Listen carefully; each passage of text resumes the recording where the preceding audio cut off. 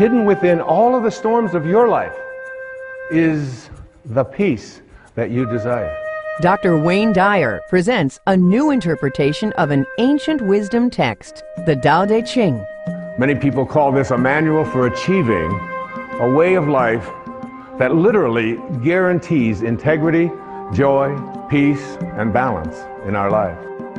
Change your thoughts based upon the wisdom of the Tao, and your life will change. Join Dr. Dayer as he reveals how to live the wisdom of the Tao and achieve higher consciousness. When Change Your Thoughts, Change Your Life airs next.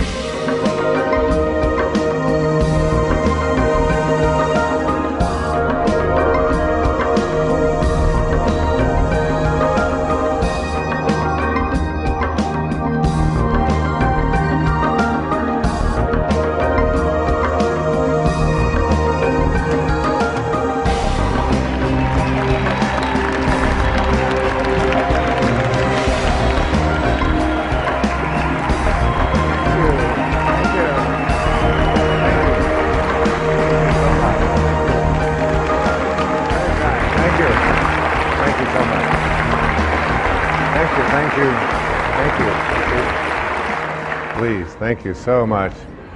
It's so wonderful to be back on public television. It's now 10 years we've been creating public television programs. It's been a wonderful journey. I obviously support public television. It's a way to bring higher consciousness to our entire country, and I'm proud and pleased to be here. This is a program about changing your life. Not in the traditional way that we think of when we think about changing our lives. Usually that means changing your behaviors, retraining yourself, getting new habits, going out and trying them out and changing your life. This is about changing your thoughts, and then your life will change. Change your thoughts, change your life. It's the name of this program, it's the name of the book. It is something that I very strongly endorse, that we have within us the ability and the capacity, through the way that we use our minds and the way that we process things and events, to make our lives totally shift and change around. And I can tell you that it doesn't make any difference what age you are, whether you're a teenager watching this, or whether you're someone in your 60s, 70s, 80s, or anywhere along the way. You can make that change. And I'll tell you, it happened for me. 2 years ago, on the 10th of May, I turned 65. And the next day, on the 11th of May, I had a life-changing thing take place for me. I changed the way that I was thinking about who I am, about what kind of a man I am, about what kind of a person I intend to be for the rest of my life and where I'm going. And something began to resonate with me that I had to make a shift and make a change at the age of 65. I had a wonderful office, which was really a townhouse. It was filled with over 20,000 books. It was filled with clothing. It was filled with records of all kinds. It had pictures on the wall. I had awards that I had received over the years, and everything that I had accumulated, literally, in this physical world, had accumulated in that office. I turned the key and handed it to my manager, Maya, who's been with me for almost 30 years, and I said, I would like you to sell everything, or distribute everything that's in there. Sell the townhouse, get rid of it. Take all the records, all the books. I got rid of my shoes. And I left it all behind and turned it over to her to get rid of everything. I detached myself from a lifetime of accumulations, and I moved full-time to a place over in the middle of the Pacific Ocean on one of our great islands called Maui. And in the next months, I began to get a lot of things coming to me about what my life was to unfold, things that I wasn't even expecting. And I think about this idea about what age you are, and whether or not changes and shifts can be made, and how difficult so many people attribute this to, they say it's just, that's an impossibility. I couldn't possibly do that. I'm so attached to all of these things. Or I'm too old. I've been living in the same place too long, whatever it might be. Right here in this audience is one of the women that I revere, I think more than any other woman I can think of in the professional world. At the age of 60, she changed her thoughts, and her life changed dramatically. She started a publishing company called Hay House, which is one of the world's largest publishers of spiritual and higher consciousness materials. She wrote a book called You Can Heal Your Life. She's here today. Her name is Louise Hay. Louise, would you stand up and be acknowledged?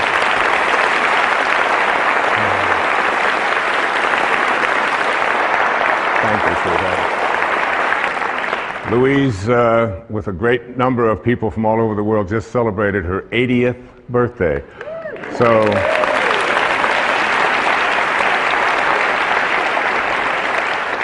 I should look so good even at 60, all right?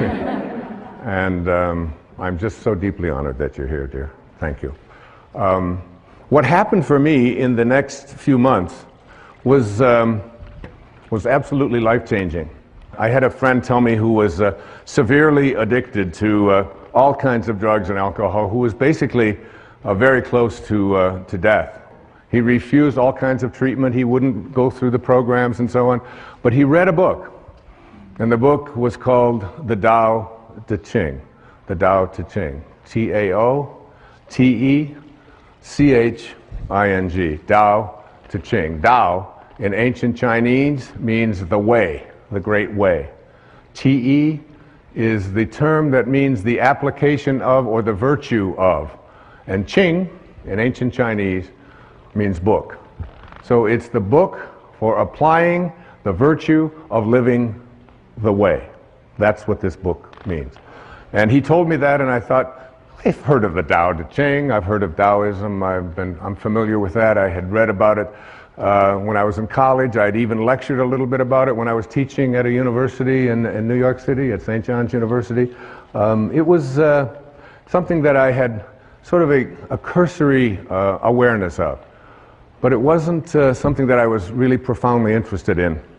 I was watching a TV show one night, and someone talked about the Tao on there. I walk into a bookstore, and there's a copy of the Tao. This is all happening in the 6 months or so that between when I had left, and knowing that it was time for me to detach myself from all of the things that had been so much a part of my life and move on into a new area of my life.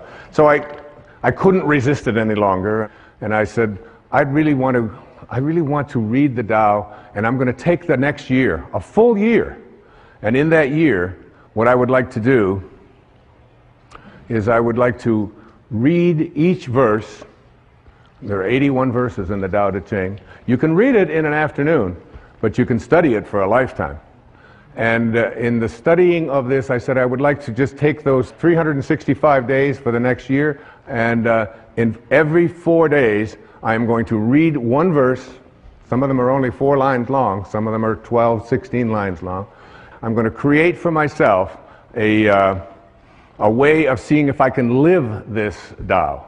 And what I did was I would read it, then I would meditate on it, I would walk on it, I would go swim on it. When I would do yoga, I would practice it, and then I would sit down after the 4th day, and I had a picture of the man who was considered to be the author of this, although there's no historical actual record of his name is Lao Tzu. This is the visage that I looked at. This is the image of an artist's drawing of Lao Tzu. In ancient Chinese means old man. Old man. He was the old man who was living in China in the time of the warring states, and he decided he didn't want any more to do with war and violence and hatred and killing and all of the things that were so much a part of his world. And he got on his oxen and he left, and before he left to go off and be by himself, he dictated some 5,000 Chinese characters, these 81 verses that became the Tao Te Ching. There are some people who call the Tao Te Ching the wisest book ever written. If you Google this thing called the Tao Te Ching,